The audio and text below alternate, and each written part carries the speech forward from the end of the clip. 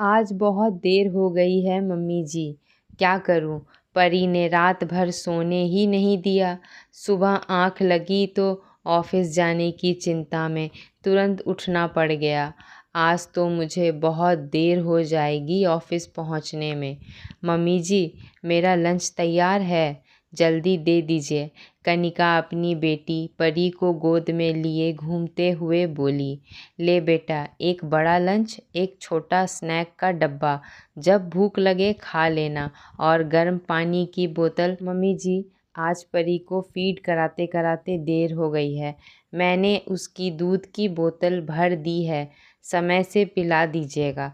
अगर कोई परेशानी हो तो कॉल करना, कोशिश करूँगी जल्दी आ सकूँ। और हाँ, मैंने राशन ऑर्डर कर दिया है, डिलीवरी ले लीजिएगा।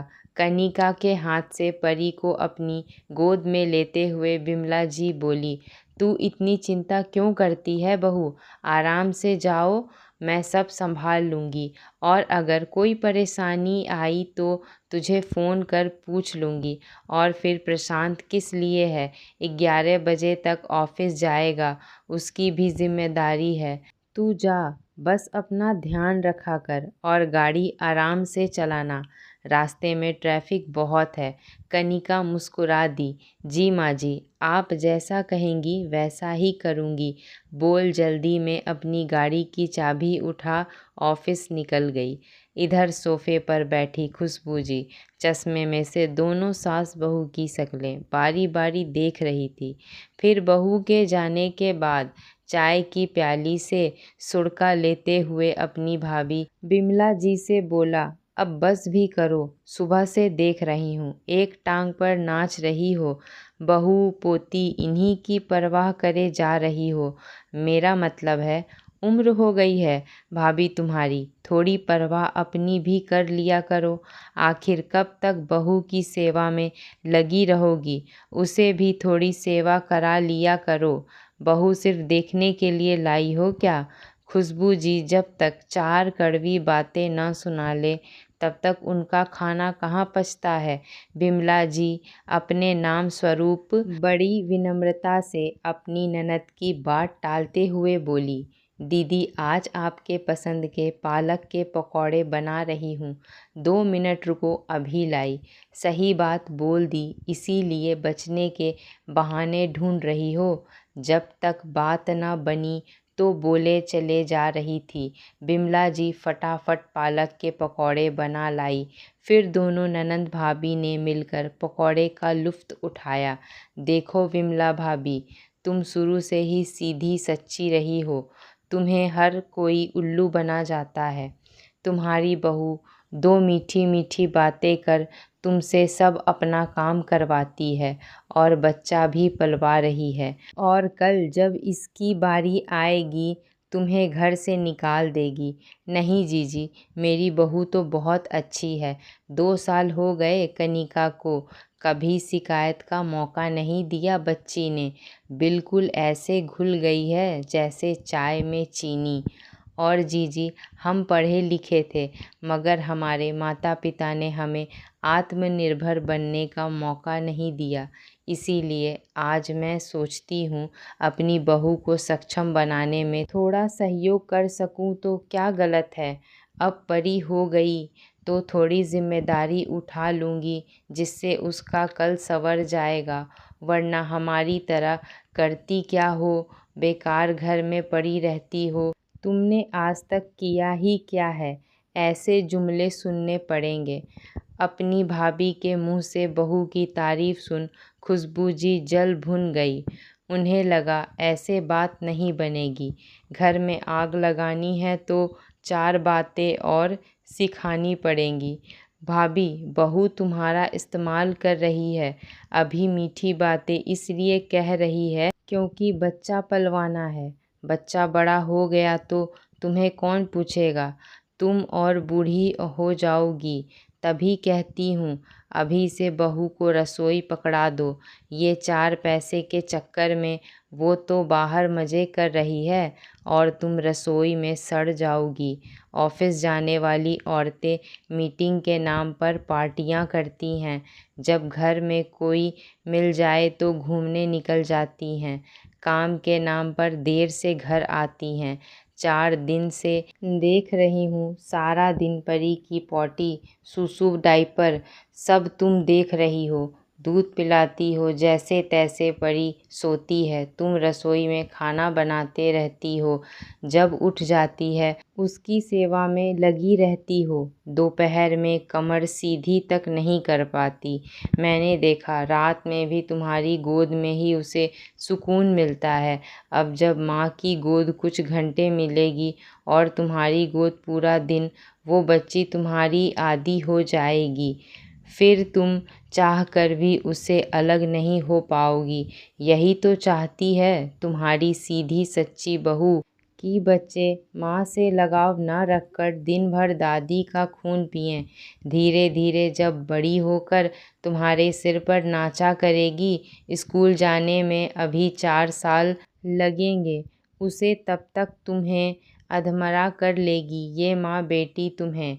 इतने दिन से खुशबू जी का रेडियो बहू के खिलाफ अपनी भाभी के कान भरने में लगा था। कहते हैं ना, बार बार पानी पड़े तो पत्थर पर भी निशान पड़ जाते हैं।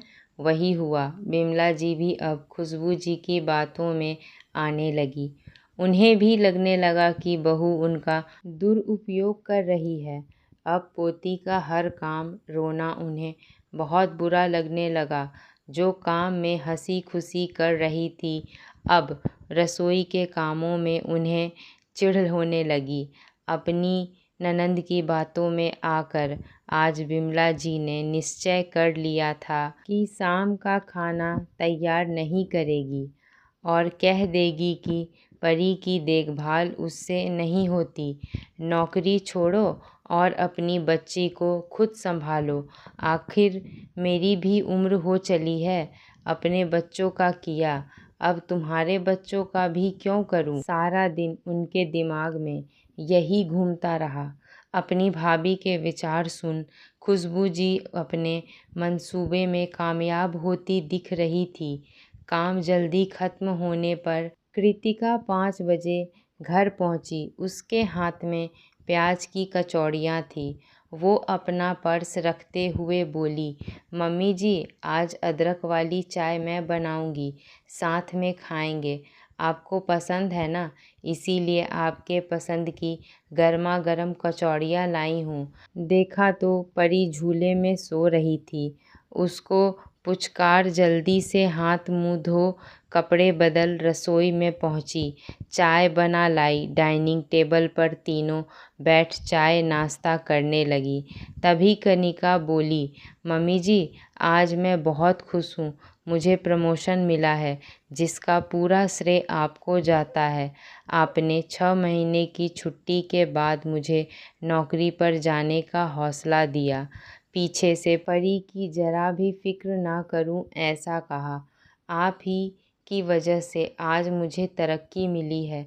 मुझे पता है मम्मी जी, आप घर और परी में बहुत परेशान हो जाती हैं और अब सर्दियां भी आ रही हैं, तो मैंने परी के लिए एजेंसी से एक आया का इंतज़ाम किया है। अरे बेटा, ये सब तुम्हारी मेहनत का नतीजा है, लेकिन हम अपनी पोती को गैर के हाथों में नहीं सौंपेंगे। ना जाने क्या करेगी उसके साथ, कहीं मार पीट दिया तो। मम्मी जी आप बिल्कुल चिंता ना करें, उसका इंटरव्यू मैंने ले लिया है, वो बहुत अच्छी है। साथ में आप उसका पूरा नेतृत्व करेंगी। अब परी का सारा काम वो संभालेगी, आप बस आराम से बैठे बैठे देखिएगा। साथ में परी के सोने पर वो रसोई में खाना बना दिया करेगी। अब आप दादी पोती दोनों आराम करेंगे। घर के दूसरे कामों के लिए काम वाले तो हैं ही, मगर ये चंपा परी का पूरा ध्यान रखेगी। चाय नाश्ता खत्म होते ही कनिका ने सारे बर्तन बटोरते हुए बोली। शाम को मेथी के पराठे और आलू मटर की तरी वाली सब्ज़ी बनाऊंगी। आपको और बुआ जी को पसंद है ना? बोल रसोई में रखने चली गई। अब बिमला जी बोली, देखा दीदी, मैंने कहा था ना, मेरी बहू सबसे अलग है। वह स्वार्थी नहीं, ना ही मेरा इस्तेमाल कर रही है, बल्कि वो मेरे बारे में भी सोचती है। देखो, आपने सुना ना उसने मेरे लिए क्या किया, और उसकी तरक्की का कारण मैं हूँ। सच में मैं बहुत खुश हूँ। गुजरे कल से जो शिकायतें थीं, अब मैं सब भूलना चाहती हूँ। आज अपनी बहू के साथ अपना कल सुनहरा बनाना चाहती हूँ। कोई कुछ भी कहे, कहता रहे, मगर मेरा कल आज और कल सब सुधर गया। पास बैठी ननद खुशबू जी के पास अब बोलने को कुछ बचा नहीं था। वे सास बहू में फूट डालना चाहती थी।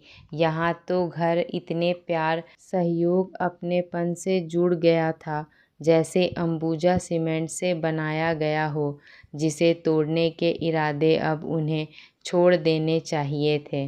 दोस्तों, कभी कभी हम तीसरे व्यक्ति की बात सुनकर उनकी बातों में आकर अपना ही नुकसान कर बैठते हैं। ज़रूरी नहीं कि हर सलाह देने वाला व्यक्ति हमारा अच्छा ही सोचे। कई बार लोगों को हंसता खेलता घर अच्छा नहीं लगता, तो लोग उसे घर में आग लगाने की कोशिश करते हैं और लड़ाई झगड़ा कराकर अपनी रोटियां सेकते हैं। ऐसे लोगों से हमेशा बचकर रहना चाहिए, ताकि अपने घर की सुख शांति बचा सकें। दोस्तों, हमारी कहानी कैसी लगी हमें कमेंट में ज़रूर बताएं। ऐसी ही पारिवारिक कहानियों को सुनने के लिए हमारे चैनल को सब्सक्राइब करना ना भूलें। धन्यवाद।